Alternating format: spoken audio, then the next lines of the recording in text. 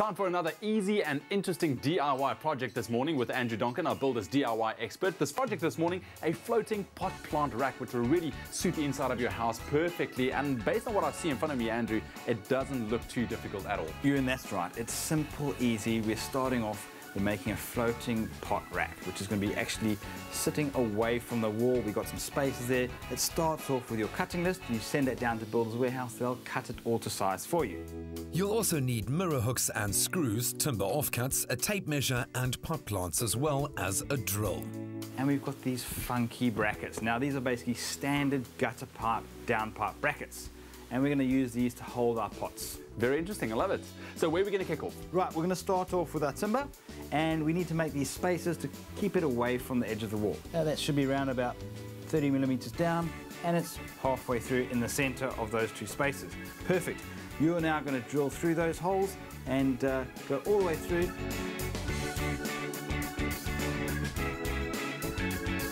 All right, Andrew, holes are done and your table's still in one piece. Fantastic, a major change. Okay, right, we're going to put our spaces in, we're going to bring them in slightly. Now, you can normally measure it and get it exactly right, but 9 times out of 10, you end up getting distracted, the phone rings, and you forget your measurement and you do something different. So, a good way to actually avoid mistakes like that is to use standard parts. Now, I've got some standard pieces of timber, which are offcuts, and they're the same size. So I put those on the side there like that, and that's my spacer. Perfect. I'll do exactly the same when I move over to the other side. And to get this in the right position, I've got a little offcut piece there.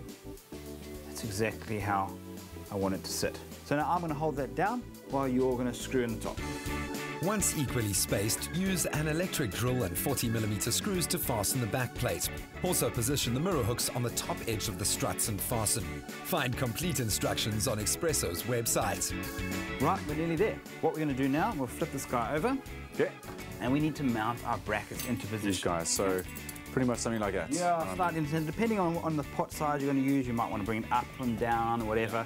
We're going to bring ours slightly off from the center and spread the 3 evenly apart. Take some time and use a tape measure and pencil to make sure that the brackets will be evenly spaced. You can adapt the size of the wall mounting to suit the available space. You want to seal this off, and we can even stain it if you want. So I'm actually got some emboyer stain for you. Beautiful. Yes, you're going to do it for a change. Ah. Just going to squeeze some onto the sponge, and then you're just going to rub it in. Got it. Into the timber. Okay.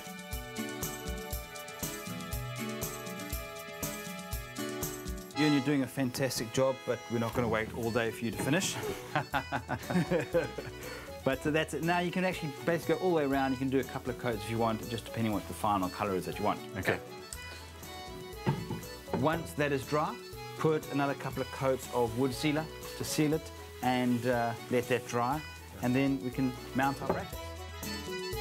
This project is great for any leftover pieces of pine. Otherwise, you can use older salvaged wood to create an interesting wall piece. And we are done. That's it. It looks cool. We just need to hang it up. Indeed, and remember, log on to expressoshow.com. We'll put the plans there so that you can make your own floating pot rack. Let's go.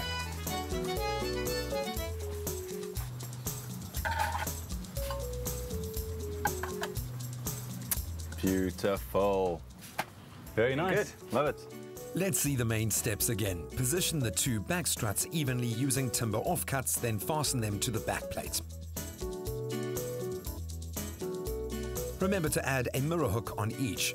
Mark the position of the downpipe brackets on the front face. Stain it with a couple of coats of wood seal, then fasten the brackets carefully. Hang the rack on your wall and you're good to go.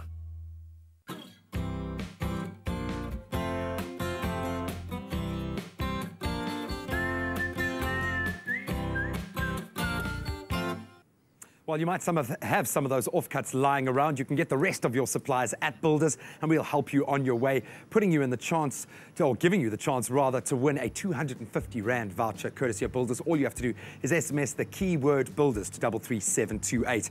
Well, we've created a beautiful stand for our pots. Now it's time to fill the pots themselves, and we're going to do it with our hero food of the day, tomatoes.